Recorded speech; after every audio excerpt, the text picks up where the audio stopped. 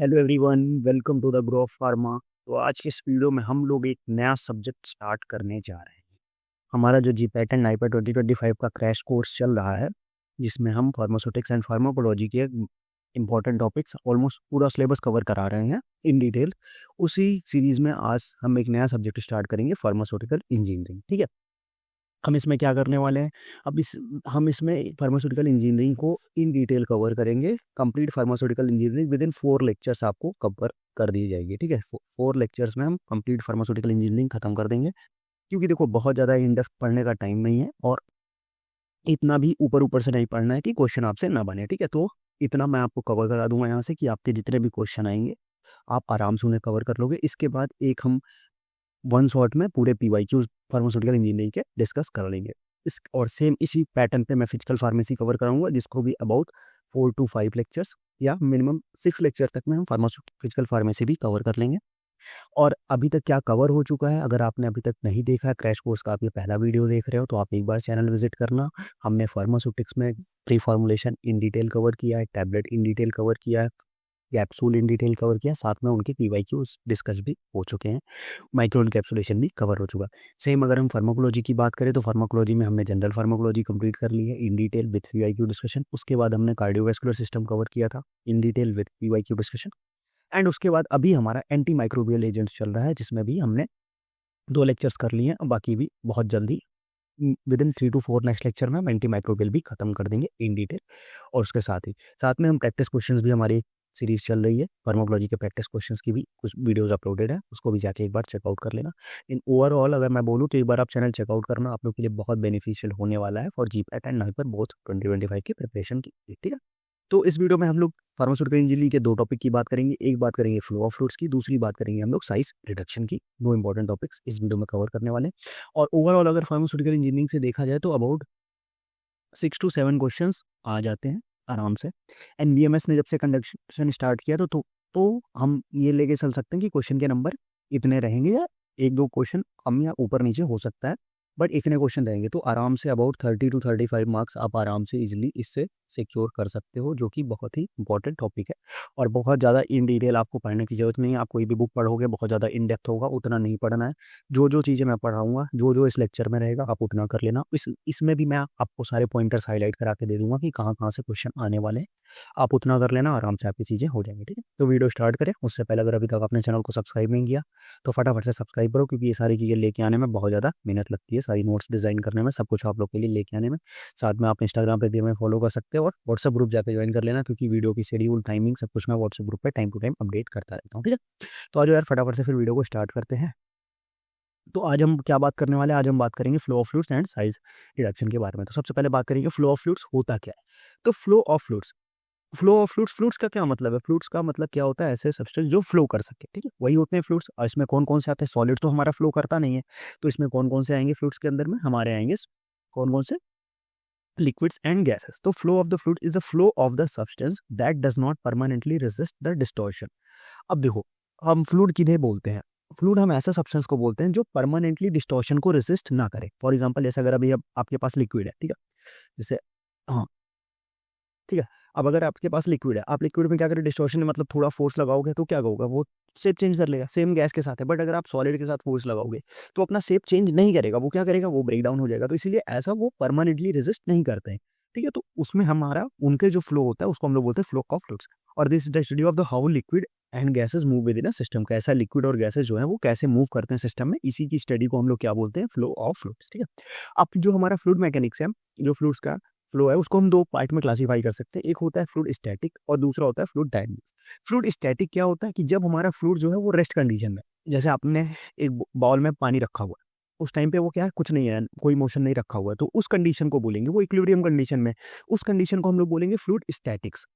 And जब आप क्या करो, आप उसी पानी को मूव करा दो, मोशन में कर दो, ऐसा मतलब उसे बॉल से गिरा दो, तो वो क्या करने लगेगा, वो पानी मूव करने लगेगा। तो इस कंडीशन को हम लोग बोलते हैं क्या, फ्लूइड डायनेमिक्स। सॉरी, ठीक है। तो ये होता है fluid static and fluid dynamics. थोड़ा इसके बारे में हम लोग और डिटेल देखते हैं, क्या होता है fluid statics and fluid dynamics क्या होता है। अब देखो, फ्लूइड स्टैटिक्स क्या होता है, fluid statics deal with the fluid at rest in equilibrium. जैसा मैंने बताया कि रेस्ट कंडीशन में, इक्विलिब्रियम में जो होता है, तो उस कंडीशन को बोलते हैं fluids statics. It is employed in the working of manometers. Manometers की वर्किंग में हम फ्लूइड स्टैटिक्स की बात करते हैं। और it is also applied for the quantification of fluid flow as in Bernoulli's theorem. तो बर्नौलीज थ्योरम में भी जो फ्लूइड फ्लो का क्वांटिफिकेशन होता है वो किस स्टेट में होता है, वो फ्लूइड स्टैटिक्स की बात होती है, डायनेमिक्स की बात नहीं होती है उसमें, ठीक है। Same fluid dynamics deals with the fluid in a motion. Fluid dynamics जैसा मैंने बताया वो किससे डील करते हैं, वो डील करते हैं जो हमारे फ्लूइड्स हैं किसमें, इन मोशन, मोशन में जो है उसमें वो डील करते हैं, ठीक है।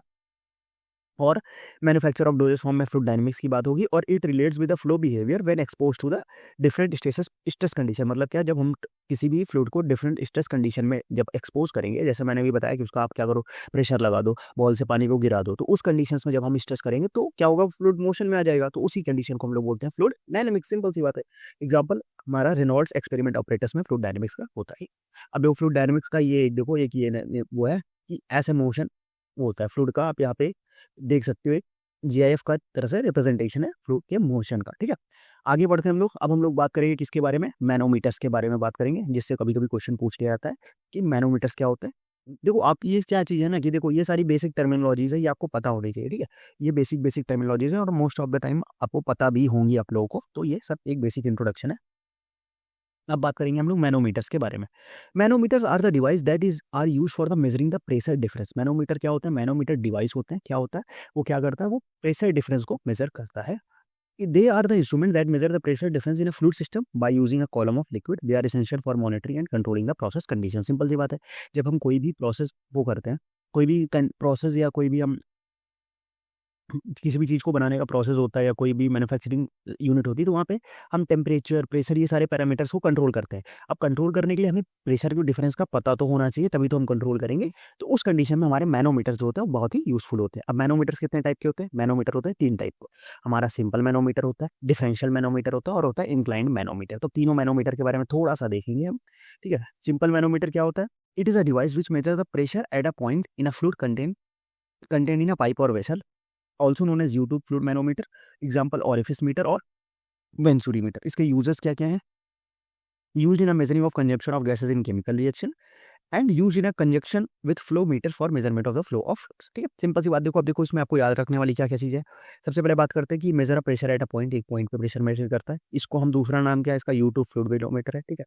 इसके अंतर्गत अब देखो सिंपल सी बात है, आपको कभी डायरेक्ट ऐसे क्वेश्चन भी पूछ सकता है, सिंपल सा क्वेश्चन पूछ लिया, orifice meter is a which type of manometer, simple, differential, inclined, तो आपको पता होना चाहिए। तो इसके अंदर ऑरिफिस एंड वेंचुरी मीटर्स आते हैं और ये मेजर करने के लिए consumption of chemical gases in chemical reaction. Question ये भी पूछा जा सकता है कि विच type of the manometer is use for the measurement of the consumption of gases in chemical reactions. तो आपको पता होना चाहिए कि वो कौन से मैनोमीटर्स होते हैं, वो होते हैं सिंपल मैनोमीटर्स। ये होता है सिंपल मैनोमीटर का एक सिंपल सा डायग्राम, ये यहाँ से यहाँ पे 2 पॉइंट्स के बीच में वो प्रेशर डिफरेंस वो करता है। एक लिक्विड यहाँ पे है, दूसरा लिक्विड का ये है, और इन दोनों के बीच में वो प्रेशर डिफरेंस का मेजरमेंट करता है। इसका पूरा का पूरा एक मैकेनिज्म होता है, कैसे मेजर करता है, क्या चीज़ें होती है, वो आपने इंजीनियरिंग में पढ़ा होगा, फार्मास्यूटिकल इंजीनियरिंग में। अगर पढ़ा है, आपको पता है तो भी ठीक है, अगर आपको नहीं भी पता है तो भी कोई दिक्कत नहीं, क्योंकि उससे क्वेश्चन नहीं आने वाला है। क्वेश्चन आपके जब बस इन्हीं 3-4 पॉइंट्स आप याद रख लो, क्वेश्चन आना होगा तो इसी से आ जाएगा। नेक्स्ट आगे बढ़ते हैं हम लोग। दूसरा मैनोमीटर कौन सा है हमारा, दूसरा मैनोमीटर हमारा डिफरेंशियल मैनोमीटर। डिफरेंशियल मैनोमीटर क्या कहता है, it is a manometer which measure the difference, जैसा इसका नाम सजेस्ट कर रहा है, वो क्या करता है कि प्रेशर डिफरेंस को मेजर करता है, difference of the pressure between any 2 points. अभी हम पीछे क्या देख रहे थे, जो सिंपल मैनोमीटर था वो क्या कर रहा था, एक पॉइंट पे प्रेशर मेजर कर रहा था, जबकि हमारा जो डिफरेंशियल मैनोमीटर है ये क्या कर रहा है, ये प्रेशर डिफरेंस को मेजर कर रहा है। समझिए बात को, वो एक पॉइंट पे प्रेशर मेजर कर रहा था, ये क्या कर रहा था, ये एक हमारा प्रेशर डिफरेंस को मेजर कर रहा है। Also known as two fluid U tube manometer, उसको हम लोग क्या बोलते थे, उसको हम लोग बोलते थे यूट्यूब मैनोमीटर था वो हमारा। ये टू फ्लूइड यूट्यूब मैनोमीटर क्यों बोलते हैं अभी बताएंगे। Uses, useful for measuring even small gas pressure, used in measurement of small pressure differences, और मोस्ट एक्यूरेट एंड प्रिसाइज होता है, और साथ में ये एरर फ्री होता है। ये इसके कुछ यूजेस है, कुछ इंपॉर्टेंट पॉइंट्स, ठीक है। अब ये इसका डायग्राम है, यहाँ से आप देख सकते हो इसको, टू फ्लूइड यूट्यूब इसको मैनोमीटर बोला जाता है, ठीक है। और यहाँ पे ये हमारा प्रेशर डिफरेंस बिटवीन 2 पॉइंट्स के बीच में प्रेशर, जैसे एक पॉइंट ए हो गया, एक दूसरा पॉइंट हो गया बी, अब इसके बीच में जो प्रेशर डिफरेंस होता है वो मेजर करता है हमारा डिफरेंशियल मैनोमीटर। सेम वही चीज़ है, इसकी मैकेनिज्म और सारी चीज़ों पे अभी हम नहीं जाएंगे, क्योंकि वो सारा पढ़ने का हमारे पास टाइम नहीं है, अभी बस हम बेसिक चीज़ें पढ़ेंगे। तो ये सारी चीज़ें होती हैं उसमें, ठीक है। चलो आगे बढ़ते हैं हम लोग। नेक्स्ट हमारा जो थर्ड टाइप का मैनोमीटर है वो कौन सा है, वो है इंक्लाइंड मैनोमीटर। इंक्लाइंड मैनोमीटर क्या करता है, it is a device which measures the minute pressure difference between 2 points in a fluid contained in a pipe और सेल। इसके यूजेस क्या क्या है, this type of manometer increase the accuracy of the pressure determination particularly for the small head. अब देखो हमने 3 manometer पढ़ लिया, ठीक है। ये क्या करता है, ये माइन्यूट प्रेशर डिफरेंस को मेजर करने का काम करता है in a fluid air pipe and vessel, और ये इंक्रीज करता है accuracy and pressure determination in small head conditions में। ये इसका डायग्राम है, ये एक ये हो गया, ये भी इसके बीच में माइन्यूट प्रेशर डिफरेंस को भी हम इससे मेजर कर सकते हैं। हमने क्या देखा, हमने सबसे पहले देखा सिंपल मैनोमीटर। सिंपल मैनोमीटर क्या कर रहा था, ये प्रेशर मेजर कर रहा था eight a point, pressure at a point पे ये मेजर कर रहा था। ठीक है, समझ गए बात को। दूसरा हमने देखा डिफरेंशियल, ये क्या मेजर कर रहा था, ये मेजर कर रहा था प्रेशर डिफरेंस, ये मेजर कर रहा था प्रेशर डिफरेंस। ठीक है, दो पॉइंट्स के बीच में ये प्रेशर डिफरेंस मेजर करता था। तीसरा हमने क्या देखा, तीसरा हमने देखा इंक्लाइंड, ये क्या मेजर कर रहा था, ये माइन्यूट प्रेशर डिफरेंस, मतलब छोटे से छोटा प्रेशर डिफरेंस को ये मेजर कर ले रहा था। ठीक है, ये एक तीन चीजें होती हैं जिसका आपका पता होना चाहिए। ठीक, ये एक समरी है इस पूरे मैनोमीटर्स की। ठीक है, और इंक्लाइन मैनोमीटर्स को हम क्या इस एक और नाम से जानते हैं, उसका क्या दूसरा नाम है, उसको हम लोग बोलते हैं स्लैंट मैनोमीटर भी बोलते हैं इसको। ठीक, इंक्लाइन मैनोमीटर को क्या स्लैंट मैनोमीटर भी बोला जाता है। ठीक, तो ये चीजें थी हमारी मैनोमीटर्स के बारे में हमने बात कर ली। अब हम बात करेंगे एक और इंपॉर्टेंट कॉन्सेप्ट जो कि है हमारा रेनॉल्ड्स नंबर, और उसी से रिलेटेड फिर एक और दूसरा कॉन्सेप्ट आ जाता है फ्लो ऑफ, मतलब क्या टाइप्स ऑफ फ्लो। ठीक है, Reynolds number and type of flow की हम लोग बात करेंगे। ठीक है, चलो आगे बढ़ते हैं हम लोग।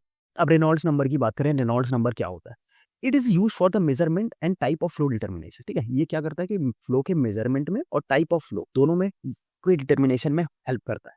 कैसे हेल्प करता है आगे हम देखेंगे। It is widely use to classify flow behaviour of fluid, is the ratio of viscous forces to inertial forces ना, इज द रेशियो ऑफ, यहाँ पे वो विस्कस नहीं है, थोड़ा वो हो गया। इसको हम लोग रेशियो किससे वो करते हैं कि जैसे हमारा रेनॉल्ड्स नंबर है, इसको हम लोग इस रेशियो से वो करते हैं क्या, inertial forces, inertial force upon viscous forces. ठीक है, inertial forces upon viscous forces.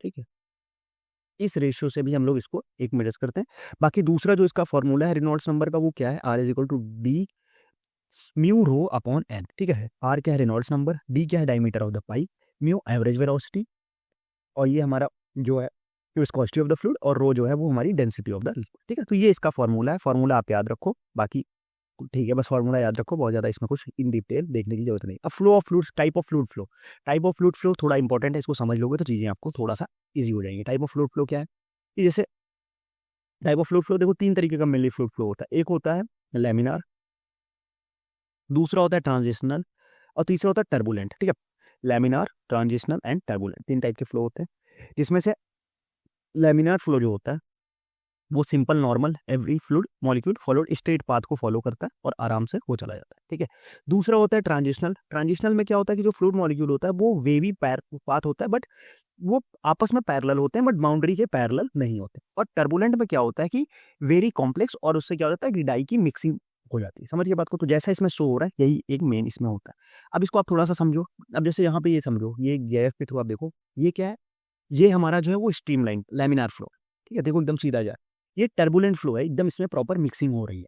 ठीक है, ये एक लैमिनार और सॉरी लैमिनार एंड टर्बुलेंट का वो है। अब एक और इसमें एक और हम तरीके से समझ सकते हैं, इस बार आप समझ लोगे प्रॉपरली। अब देखो सबसे पहला जो है, ये ऊपर से हमने डाई डाला, यहाँ पे लैमिनार फ्लो है, सिंपल सीधा एक लाइन में चली जा रही डाई, कोई मिक्सिंग कुछ नहीं हो रहा, सीधे के सीधे वो चली जा रही, पैरेलली फ्लो हो रही।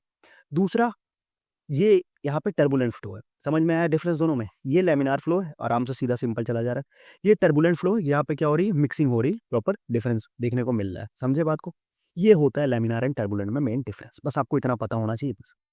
आगे बढ़ते हैं, अब हम रेनॉल्ड्स नंबर से कैसे डिटरमाइन करेंगे कि लैमिनार है या टर्बुलेंट है, ये मेन कॉन्सेप्ट है। क्वेश्चन यहाँ से पूछा गया है कई बार, ये 2016 में भी क्वेश्चन था, उससे पहले भी क्वेश्चन था, इस पॉइंट से क्वेश्चन पूछा गया है। क्या है कि हमारा जो टाइप ऑफ फ्लो है उससे कैसा पता करेंगे, अगर जो हमारा रेनॉल्ड्स नंबर है वो 2000 से कम है, तो जो हमारा फ्लो है वो क्या है, लैमिनार है या विस्कस है या स्ट्रीमलाइन है, उसको हम लोग बोल सकते हैं। तीनों का सेम ही है, मतलब सेम, तीनों को तीनों नेम जो है वो एक ही है लैमिनार की। अगर 4000 से ज़्यादा है तो उसको हम बोलेंगे टर्बुलेंट, और अगर 2000 से 4000 के बीच में है तो लैमिनार भी हो सकता है या टर्बुलेंट भी हो सकता है, दोनों चीज़ें हो सकती हैं। A large Reynold number is the indication of the highly turbulent flow, मतलब क्या, जितना ज्यादा रेनॉल्ड नंबर की वैल्यू होगी उतना ही ज्यादा टर्बुलेंट जो होगा वो हमारा फ्लो होगा। समझ गए बात को, ये सिंपल से कॉन्सेप्ट है, और ये पॉइंट्स जो है, ये इतने पॉइंट्स इससे आपको क्वेश्चन देखने को मिलेगा। ठीक है, पूरा जितना समरी समझाइए, क्वेश्चन कहाँ से मिलेगा आपको, इससे क्वेश्चन मिलेगा। ठीक है, चलो और एक पॉइंट होता है क्रिटिकल वेलोसिटी। क्रिटिकल वेलोसिटी क्या होती है? It is defined as average velocity of any fluid at which viscous flow changes into the turbulent flow.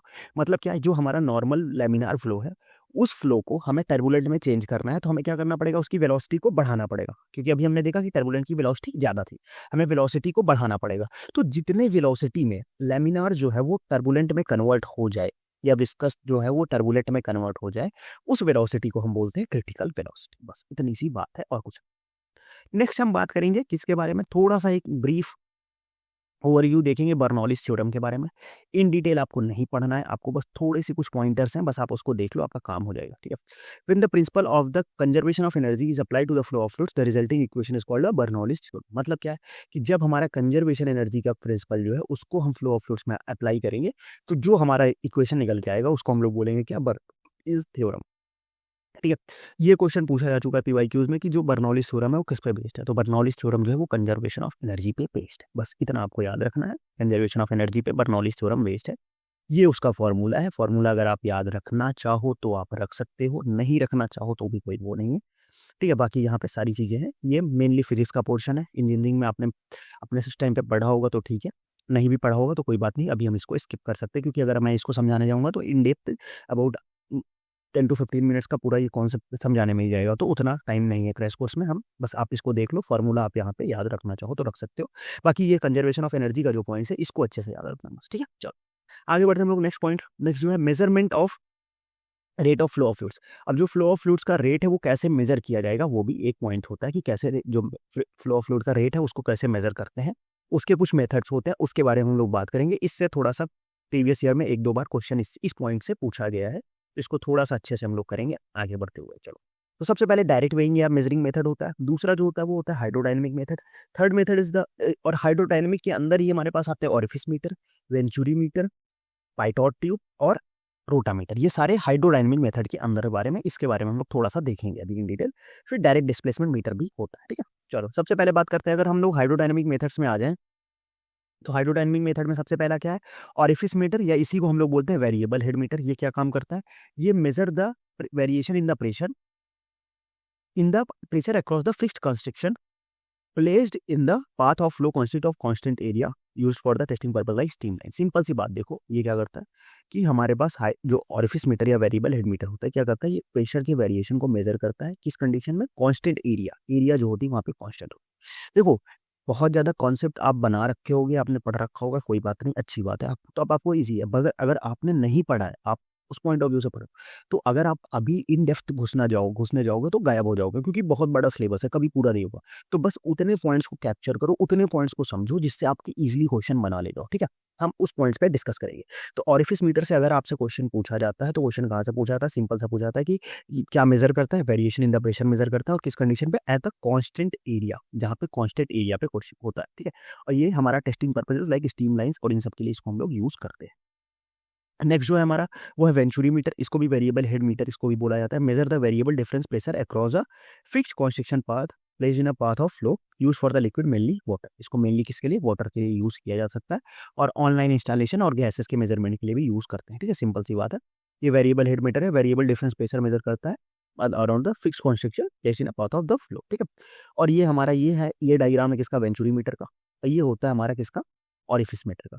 एक सेक्शन यहाँ पे, यहाँ से बीच में हम यहाँ पे वो करते हैं, तो इससे क्या होता है कि जैसे जैसे इसमें जाता है तो उस हिसाब से वो प्रेशर के डिफरेंस को मेजर करता है। ठीक है। सेम यहाँ इस कंडीशन में भी इधर से इधर मूवमेंट होता है, और यहाँ पे जब जैसे इसको कंस्ट्रक्ट करते हैं तो यहाँ पे प्रेशर डिफरेंस का मेजरमेंट होता है। ठीक है। ये सारी चीज़ें प्रिंसिपल्स आपने फार्मास्यूटिकल इंजीनियरिंग में पढ़ा होगा, एग्जाम दे दिया होगा, कोई दिक्कत नहीं। इससे उतना क्वेश्चन पूछा भी नहीं जाता।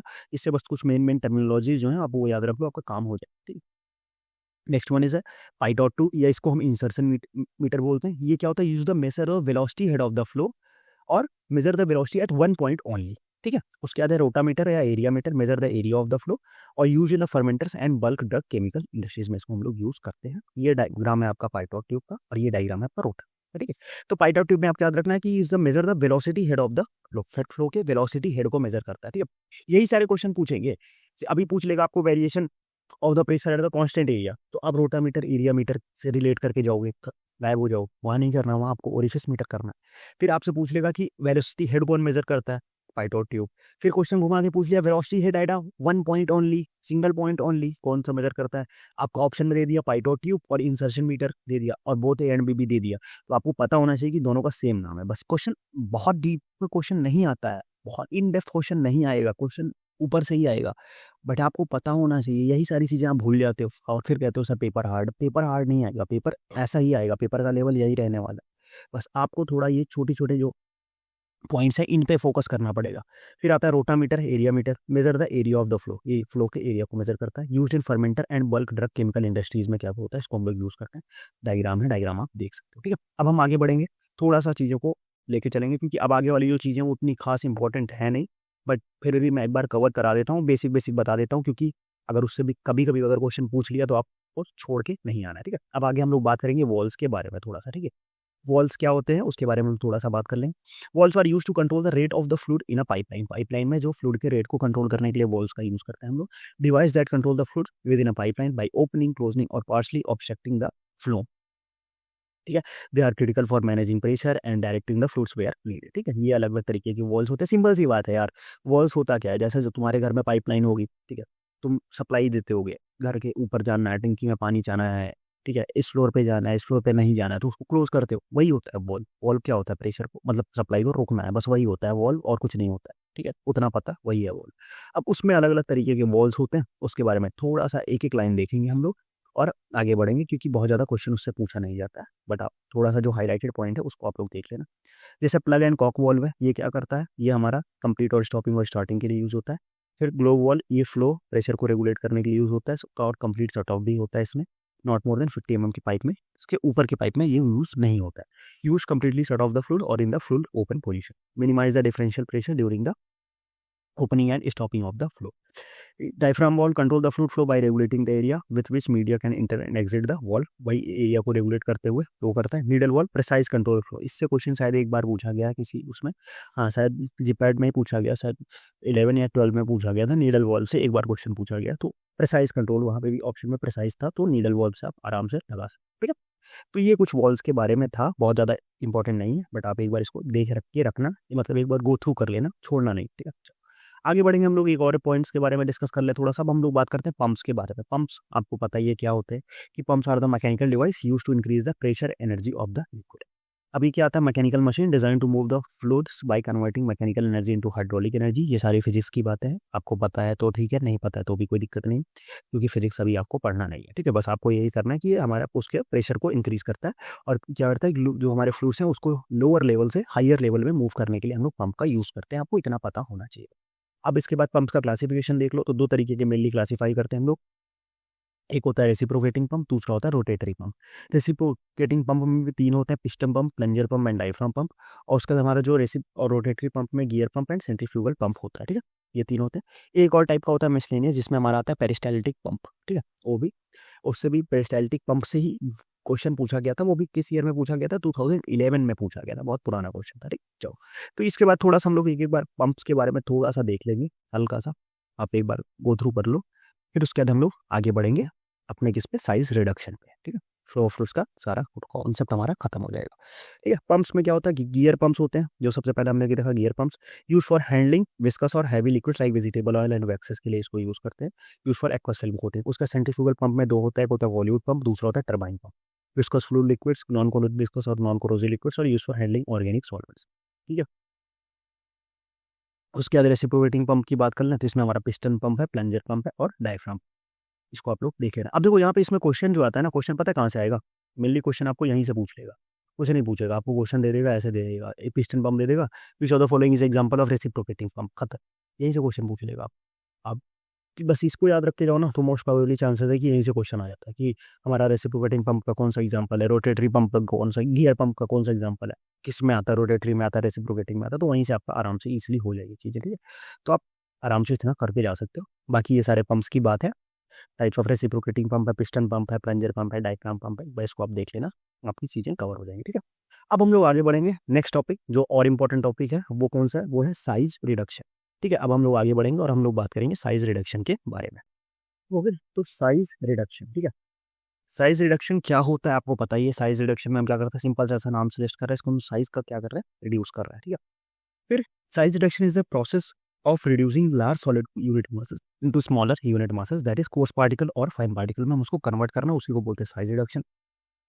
Size reduction process also term as comminution, diminution या पल्वराइजेशन भी इसको हम लोग बोलते हैं, ठीक है। पल्वराइजेशन में क्या होता है कि हम साइज रिडक्शन करते हैं, एक वेट अ मिनट, पल्वराइजेशन में क्या, पल्वराइजेशन में क्या होता है कि साइज रिडक्शन करते हैं हम किससे, एक दूसरे मटेरियल के ऐड करके, एडिशन ऑफ अदर मटेरियल, ठीक है। Size reduction by addition of other material, उसको हम लोग बोलते हैं क्या, पल्वराइजेशन, ठीक है। पल्वराइजेशन में क्या करते हैं हम, size reduction with the help of addition of other materials. ये भी क्वेश्चन में पूछा गया था रिसेंटली, शायद 15 या 16 इस ईयर में इसका भी क्वेश्चन था पल्वराइजेशन से रिलेटेड, तो आपको ये सारी चीजें पता होनी चाहिए, ठीक। नेक्स्ट हम लोग बात करते हैं objectives of the size reduction की, साइज रिडक्शन करने का फायदा क्या, ऑब्जेक्टिव्स क्या है, हम क्यों करते हैं साइज रिडक्शन। सबसे पहला, it increase the surface area of the particle, helps increase the rate of resolution, absorption and bioavailability. Simple सी बात है, सरफेस एरिया बढ़ी फिर डिसोल्यूशन बढ़ेगा, डिसोल्यूशन बढ़ा तो एब्जॉर्प्शन एंड बायोअवेलेबिलिटी भी बढ़ेगी और therefore increase the therapeutic efficacy भी बढ़े। It facilitate the mixing and drawing milling by increase the surface area, surface area बढ़ गई तो मिक्सिंग मिलिंग ड्राइंग सारी चीजें बढ़ जाएगी। इन ऑप्थेल्मी, aerosol inhalation and parenteral preparation where controlled particle size is required which facilitated by the size reduction। मतलब क्या है कि जैसे अगर कुछ ऐसे हैं जैसे टैबलेट और उसमें तो ठीक है हम ले लेते हैं, बट अगर पेरेंटल में है उसमें हमें पता होता है कि केवल इतने माइक्रोन की साइज पार्टिकल साइज चाहिए, या एरोसॉल में हमें केवल इतने माइक्रोमीटर के पार्टिकल्स ही होने चाहिए, नहीं तो वो पास नहीं होंगे पर मेम्ब्रेन के थ्रू। तो उस कंडीशन में कैसे हम उतने माइक्रोन के पार्टिकल साइज अचीव करेंगे, सिंपल सी बात है, साइज रिडक्शन करेंगे। हमें साइज रिडक्शन करना पड़ेगा, फिर हम उतने माइक्रोन के पार्टिकल साइज को अचीव करेंगे। पहले साइज रिडक्शन करेंगे, फिर उसके बाद उसको उस पार्टिकल के हिसाब से उसको हम लोग सेपरेट आउट करेंगे, ठीक है। अब आगे बढ़ते हैं, कुछ एडवांटेजेस एंड डिसएडवांटेजेस की भी बात कर लें। एडवांटेजेस क्या है साइज रिडक्शन के, ये एप्लीकेशन जिसको बोलते हैं। सबसे पहला, कंटेंट यूनिफॉर्मिटी मिलती है। दूसरा, यूनिफॉर्म फ्लो मिलता है, ठीक है, हमें कंटेंट यूनिफॉर्मिटी मिलती है, यूनिफॉर्म फ्लो मिलता है। तीसरा, effective extraction of the drug, drug का इफेक्टिव एक्सट्रैक्शन हो जाता है। इफेक्टिव ड्राइंग होती है क्योंकि सरफेस एरिया बढ़ जाता है। Include the physical stability, physical stability improve होती है। डिसोल्यूशन रेट इंप्रूव होता है, रेट ऑफ एब्जॉर्प्शन भी इंप्रूव होता है। ये कुछ क्या है, एडवांटेजेस है। अब हमें पता है कि एडवांटेजेस है तो कुछ डिसएडवांटेजेस भी होंगे। डिसएडवांटेजेस क्या है वो भी थोड़ा सा डिस्कस कर लें। सबसे पहला डिसएडवांटेजेस क्या है कि ड्रग डिग्रेडेशन के चांसेस हैं। दूसरा डिसएडवांटेज क्या है, कंटामिनेशन के चांसेस है। तीसरा जो है वो अपने, अगर साइज रिड्यूस हुआ हाइड्रोफोबिक मटेरियल का तो इफेक्टिव सरफेस एरिया बढ़ जाएगा उसका, ठीक है। और इफेक्टिव सरफेस एरिया अगर हाइड्रोफोबिक मटेरियल का, हाइड्रोफिलिक मटेरियल का बढ़ रहा है तो डिसोल्यूशन तो बढ़ हो जाएगा, बट अगर हाइड्रोफोबिक का बढ़ गया सरफेस एरिया तो क्या हो जाएगा, फिर डिसोल्यूशन वेटिंग जो है वो पुअर होगी तो डिसोल्यूशन में प्रॉब्लम आएगी। थोड़ा सा एक पॉइंट ये आता है। Aggregation of the particle is possible, a very fine particle possesses strong cohesive forces, ठीक है। क्यों, क्योंकि जो बहुत ही फाइन पार्टिकल्स होते हैं उसमें क्या होता है, जो कोहेसिव फोर्सेस होती है वो बहुत स्ट्रॉन्ग होती है। इस कंडीशन से उनका एग्रीगेशन जो है वो हो सकता है। फिर fine drug particles are more susceptible to atmospheric degradation specifically when they are volatile ingredient. मतलब क्या है, अगर कोई ऐसा ड्रग पार्टिकल है फाइन, अगर उसमें क्या है वोलेटाइल इंग्रेडिएंट्स है तो उससे क्या हो जाता है कि वो थोड़ा एटमॉस्फेरिक डिग्रेडेशन के लिए ज़्यादा सस्पेक्टेबल हो जाता है, क्योंकि ज़्यादा सरफेस एरिया और ज़्यादा चीज़ें उसमें मिल जाती है, तो उस वजह से थोड़ा सा उसका जो सस्पेक्टेशन है वो बढ़ जाता है। तो ये कुछ डिसएडवांटेजेस थे और एडवांटेजेस भी हैं, दोनों चीज़ें हैं इसमें, ठीक है। अब हम बात करेंगे कि जो साइज रिडक्शन होता है वो कई तरीके से हो सकता है ना, उसके मैकेनिज्म्स क्या क्या है उसके बारे में हम लोग बात करते हैं कि किस तरीके से साइज रिडक्शन हम कर सकते हैं। तो साइज रिडक्शन के जो मैकेनिज्म है वो हम लोग देखते हैं। सबसे पहला देखो, मेनली हमारे पास कितने मैकेनिज्म्स है, मेनली हमारे पास 4 मैकेनिज्म्स है। कटिंग है, कंप्रेशन है, इम्पैक्ट है एंड एट्रीशन है। इसी प्रिंसिपल्स पे क्या होती हैं, जो हमारी जो जितने भी साइज रिडक्शन के इक्विपमेंट्स हैं वो सारे इन्हीं प्रिंसिपल्स पे बेस्ड होते हैं। कटिंग का मतलब सिंपल समझ रहे हो आप कि मटेरियल्स को काटना, जैसे मटेरियल्स को क्या करना है, with the help of sharp blade की हेल्प से उसको काटना। Use for the communication, communication मतलब size reduction of the fibrous और वैक्सी सॉलिड्स, क्योंकि फाइब्रस और वैक्सी सॉलिड्स को आप प्रेस करोगे तो वो चिपक जाएंगे, बट आप उसको ब्लेड से कट करके कट कर सकते हो। इसके प्रिंसिपल मतलब इस प्रिंसिपल पे कौन सी मिल काम करती है, कटर मिल काम करती है।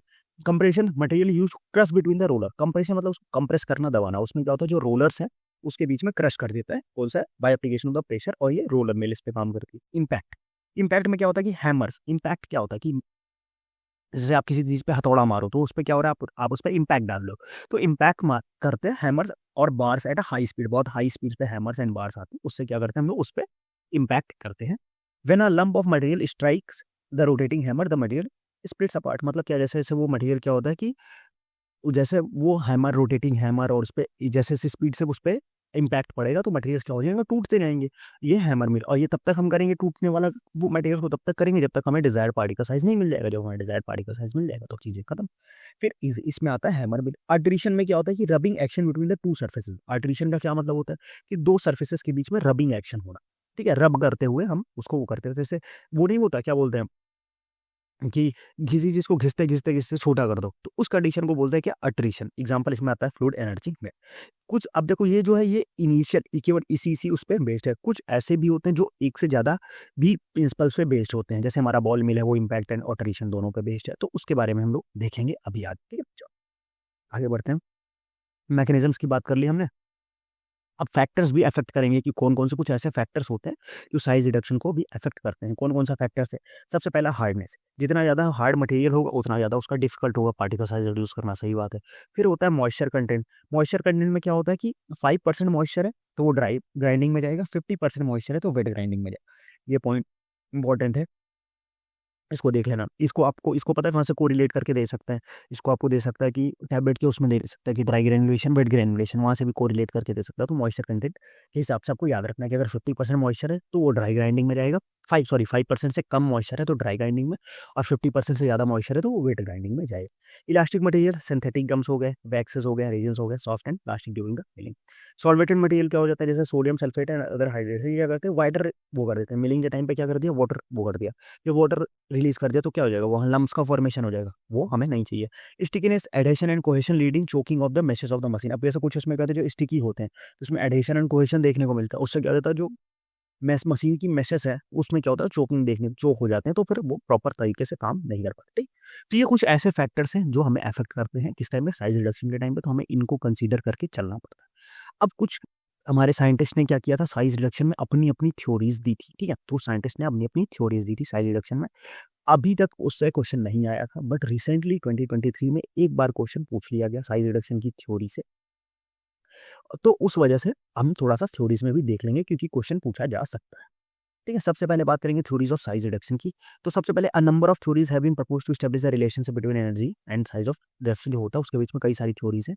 सबसे पहले जो है रिटिंगर्स थ्योरी, फिर दूसरी जो है हमारे पास बॉन्ड्स थ्योरी है, तीसरी जो है अपने पास वो है किक्स थ्योरी, और लास्ट जो है वो है वॉकर्स थ्योरी, ठीक है। मेनली जो थ्योरीज पे हम फोकस करेंगे वो यही थी पे फोकस करेंगे, ठीक है, क्योंकि इससे क्वेश्चन आने के चांसेस थोड़ा सा ज्यादा है।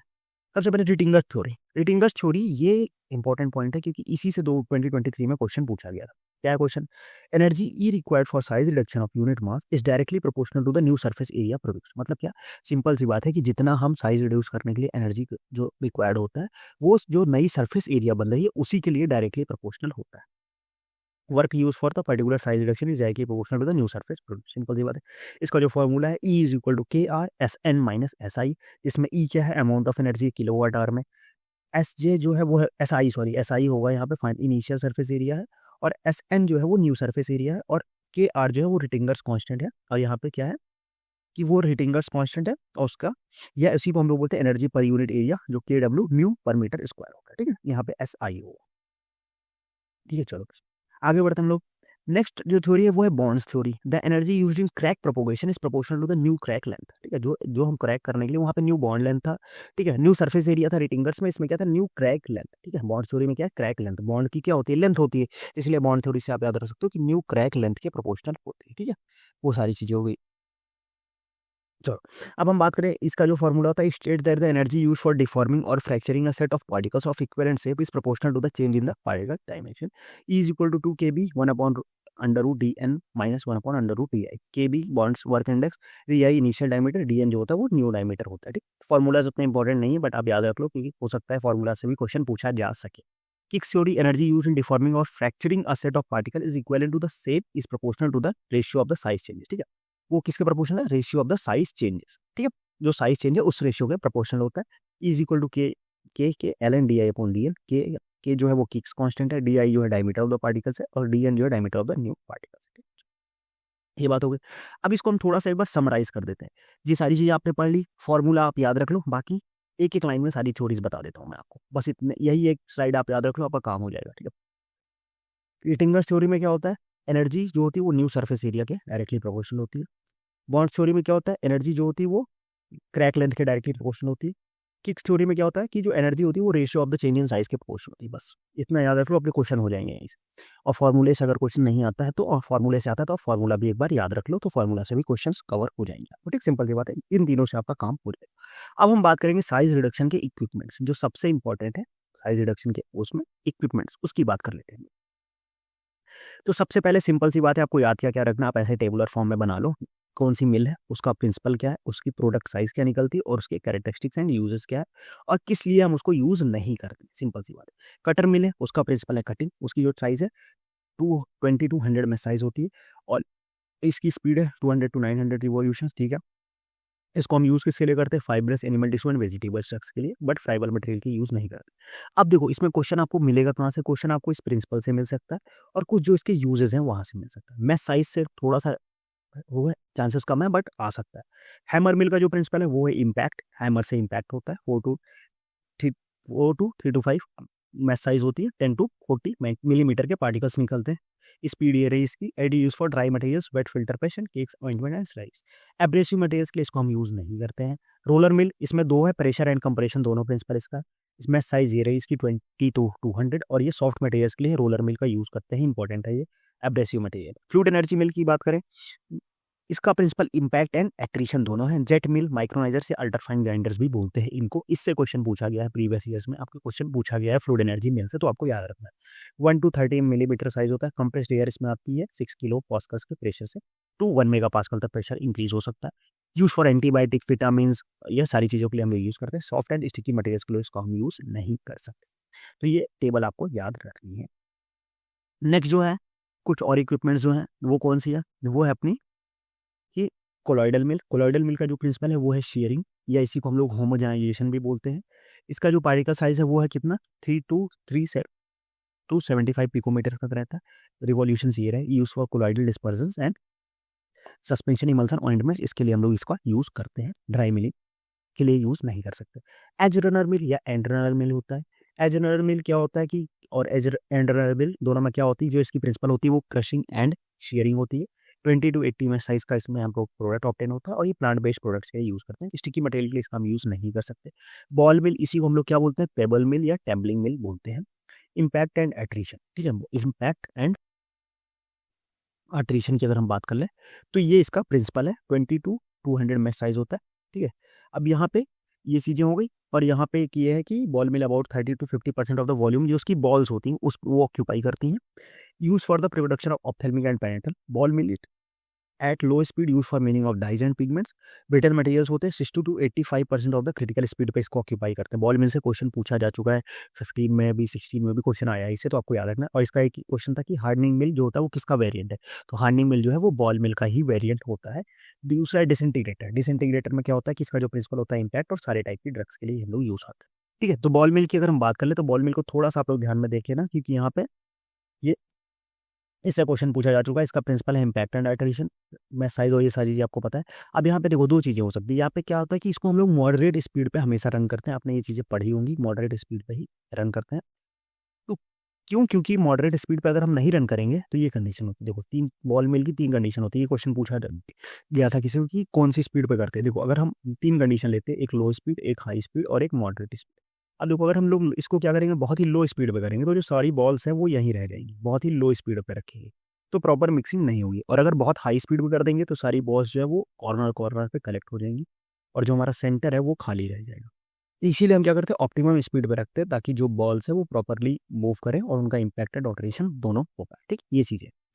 ठीक, अब जो क्वेश्चन पूछा गया था जी बॉल मिल से 2029 में, इसके वेरिएंट के लेके क्वेश्चन था कि बॉल मिल का कौन कौन सा वेरिएंट है। ठीक है, बॉल मिल का वेरिएंट, तो बॉल मिल के कौन कौन से वेरिएंट है उसको आप लोग याद रख लो। बॉल मिल का जो वेरिएंट है वो है हार्डिनेस मिल। ठीक है, हार्डिनेस मिल। ठीक है, और जो है एक है बॉल मिल का वेरिएंट जो है वो है कॉन्टिन्यूअस बॉल मिल। कॉन्टिन्यूअस बॉल मिल, ये तो बॉल मिल का नाम से पता चल गया। दूसरा एक जो है वो है वाइब्रेटिंग बॉल मिल। क्या, वाइब्रेटिंग बॉल मिल। ठीक, ये तीन इसके वेरिएंट है। इससे आप लोग याद रख सकते हैं, यहाँ से क्वेश्चन पूछा जा सकता है। समझ गए बात। तो ये सारी चीजें थी किसके बारे में, साइज रिडक्शन के बारे में एंड फ्लो ऑफ फ्लूइड्स के बारे में। काफ़ी चीज़ें बताई, जितनी चीज़ें बहुत ज़्यादा डिटेल में पढ़ने जाओगे कन्फ्यूज़ हो जाओगे, बहुत ज़्यादा इन डेप्थ नहीं पढ़ना है। जितनी चीज़ें बताई हैं बस उतना पढ़ लेना, आपका काम ईज़िली कवर हो जाएगी, सारी चीज़ें आराम से आप कर लोगे, आराम से आप कर, ठीक है? समझ गए बात को? अच्छा, तो ये था complete size reduction and flow of fluids. Video कैसा लगा कमेंट सेक्शन में बताना। सेम ऐसा ही प्लान है, फिर हम साइज सेपरेशन, हीट ट्रांसफ़र और कंप्लीट फार्मास्यूटिकल इंजीनियरिंग को 4 लेक्चर्स के अंदर कवर कराने का हमारा प्लान है। आपको वीडियो कैसा लगा, चीज़ें आप कैसी लगी कमेंट सेक्शन में बताना। कुछ और चीज़ें अगर आप इंक्लूड कराना चाहते हो तो आप बताओ, हम उसको भी इंक्लूड कर लेंगे, ठीक है? तो फिर फटाफट से जाके एक बार व्हाट्सएप ग्रुप ज्वाइन करो, टेलीग्राम चैनल ज्वाइन करो और सब्सक्राइब कर लो यार, क्योंकि सारी नोट्स और सब कुछ निकाल के लाने में बहुत एफर्ट लगता है। काफ़ी सारी चीज़ें लगती है कॉलेज के साथ, इसको सारी चीज़ों को मैनेज करना, फिर आपके लिए वीडियोज़ लेके आना बहुत एफर्ट का काम है। बट ये चीज़ें आप लोगों के लिए एंड तक रहेंगी, पूरा सिलेबस आपका कंप्लीट कराया जाएगा, तो आपका एग्ज़ाम ताकि अच्छे से हो जाए, ठीक है? फिर आज का वीडियो हम लोग यहीं एंड करेंगे, मिलते हैं नेक्स्ट वीडियो में, तब तक के लिए बाय बाय।